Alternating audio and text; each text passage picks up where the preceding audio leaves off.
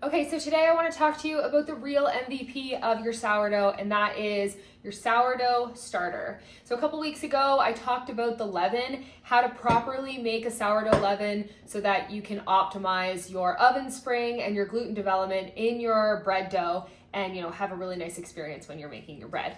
So all of that starts with your sourdough starter. So I'm going to teach you today how to feed your sourdough starter, how I feed my sourdough starter, and why I feed it that way.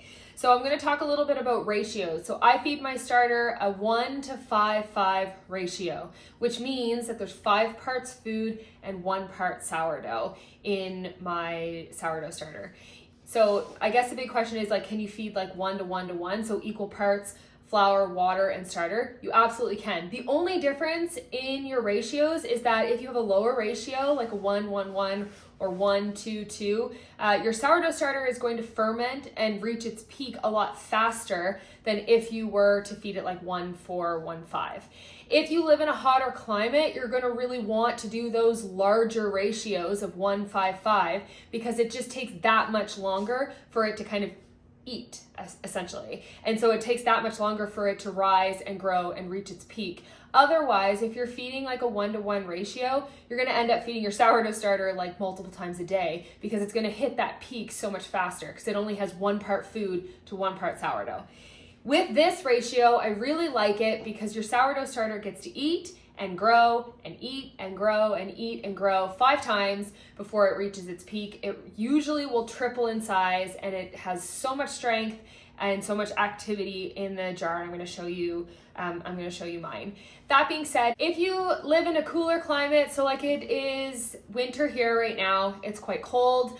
Sometimes it takes a really long time for things to ferment. So often what I'll do is I'll feed it a little bit of a lower ratio. So maybe I'll do equal parts flour, water, but I'll do more starter in there. So maybe it's more 1:3:3 ratio. I'm going to explain what all of this means, and I'm going to show you exactly how to obtain these different ratios when you're feeding your own sourdough starter. So sometimes if I want this to get active a little bit faster, I'll feed it that lower ratio. So those are just kind of something to keep in mind. I always use a 2-jar method. I'm going to show you my 2-jar method. The reason for that is I don't believe in constantly just feeding into the same jar over and over and over again.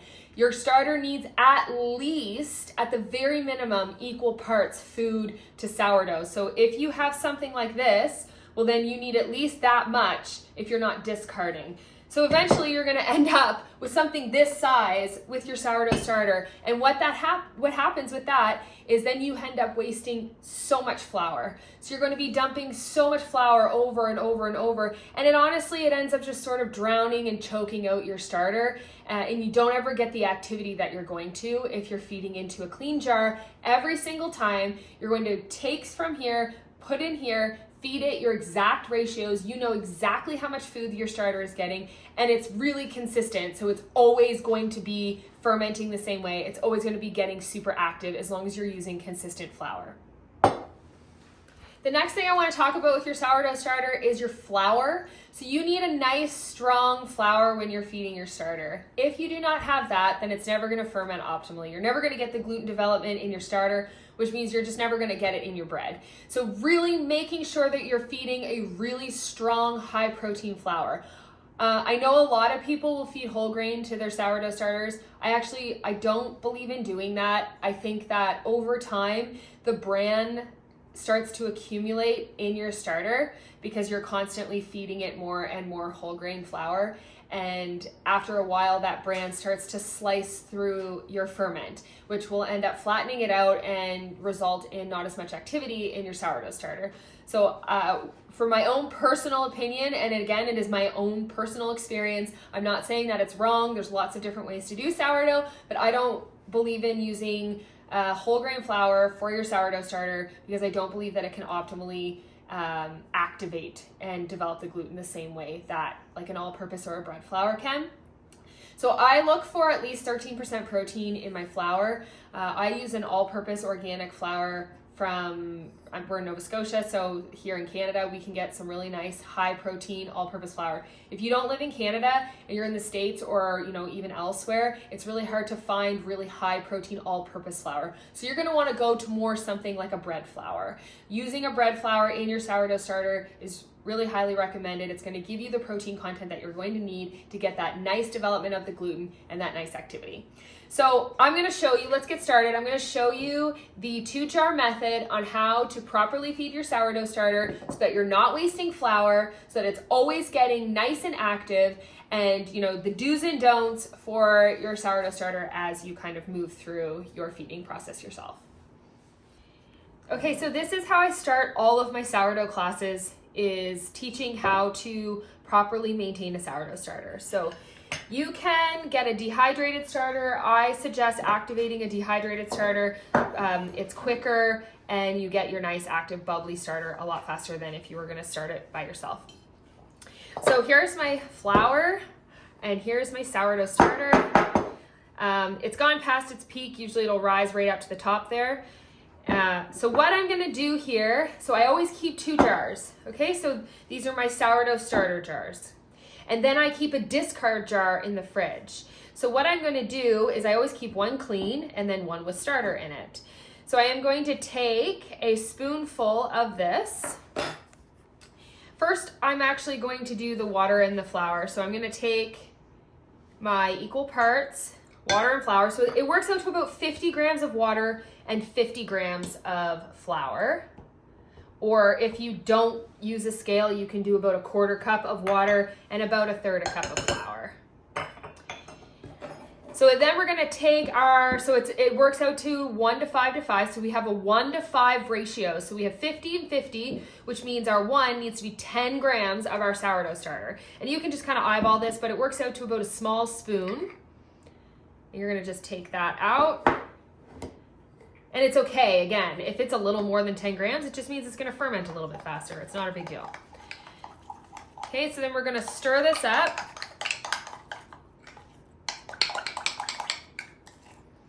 And this is what you want the consistency of your starter to look like.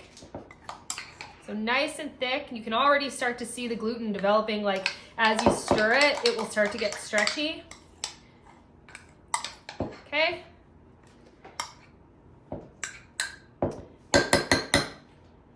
So that is your new starter. That's it. That's all you have to do every single day, is just feed that little tiny bit of flour and that little bit of starter into this jar, and then we're gonna cover it up. So you can see it's way down there now. When this is active, it comes all the way up to the top of the jar. So this will triple in size because it's nice and healthy and active. Okay, so we're gonna set that aside. So what do we do with this? Well, we make our leaven from this, and I will link that video. You're gonna make your leaven from this so that you can make your bread. If you're not making bread, you're gonna take this and you're gonna dump it into your discard jar. So this just sits in my fridge. Discard is simply flat starter. And I'm gonna dump this into this right on top. You don't need to stir it up or whatever. And we can use this for hundreds of different discard recipes. Now, a question I get all the time is, what happens if I accidentally, drop that down the drain or use it in a recipe accidentally or something? You can take your flat starter or your discard that's in your fridge, and you can do the exact same thing I just did. You just take a little bit out and you can feed it. So you always have starter available. You can always restart it. You can always keep it going. But for now, because we're not making bread today, I'm gonna take this whole amount and I'm gonna dump it into my discard jar. I'm gonna put the cover on it, and that's gonna go back into my fridge. And then this is the new starter. So then this will get cleaned out, and that will be my clean jar. And this will get fed back into it tomorrow or whenever I get to it. Try to feed once a day. And then this one will get discarded and washed out. And again, so we'll just go back and forth every single day between these 2 jars. So what is my number one thing with a sourdough starter to stop doing is feeding into the same jar every single time without discarding. You can get to a point, I suppose, where you can pull out what you need and then add your flour and water. I just don't feel like you're getting an optimal feed when you're doing that. So what is the number one biggest thing to do when feeding your sourdough starter? For me is high protein, super active, or strong flour. And then the second biggest thing is making sure that your sourdough is getting enough food. And in order to accomplish that, it is feeding into a clean jar every single time. So you're starting with a blank slate. You know exactly how much food your sourdough starter is getting. It's consistent, and you will always have a really wonderful and active starter if you feed your sourdough starter that way, I promise. Okay, so just as a recap, so you're always going to feed into a different jar each time. You're going to keep 2 starter jars. You're going to go back and forth between the 2. Every time you feed out of one and into your new one, whatever is left in that jar is either going to be used, some of it to make a leaven for your bread, or you're going to discard it into your discard jar in the fridge, and then you can make a whole bunch of different discard recipes. And I can't wait to share so many more with you guys.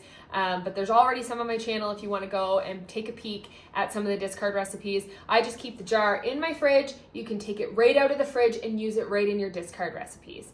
Make sure that you're always using a really nice strong flour for your sourdough starter, and you're not using whole wheat flour. Okay, so number one thing about what not to do for your sourdough starter, or I guess 2 things, is not to feed into the same jar every time, and not to use whole grain flour when you're feeding your sourdough starter.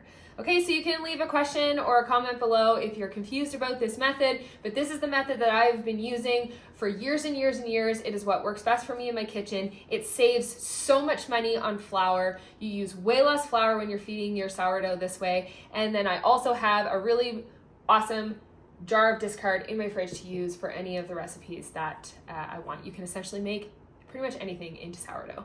So yeah, let me know if you have any questions. Okay, popping on quick as a bonus, if you're finding that you have a sourdough starter that smells really acidic, so people will report that their sourdough starter smells like nail polish remover or nail polish or whatever, that just means that it is incredibly hungry and needs to be fed. So that's another reason why I really like the 1-5-5 ratio. It's getting a lot more food than if you were just kind of like willy-nilly chucking flour in there to feed it. The discard will inevitably start to smell really acidic and like nail polish. It's totally fine. You can still use it. You do not need to feed it. It's not unsafe or anything like that. But if your starter smells like that, just feed it. Feed it just like we did in this video, and it'll be totally fine. An update on these crocks. So we had these made by a potter, and I wasn't really happy with them because they just didn't really work as well as I wanted them to because of how she did the cover, and they weren't tall enough. So I found a new potter, and she's doing me up a whole bunch of prototypes, and these will be for sale in a different color, and they'll be much better, hopefully within the next month or so. So stay tuned, because these are awesome to keep your sourdough starter in. Maintains the temperature really well, so it doesn't flatten out as quicker, and it can stay in here a lot longer without it going bad.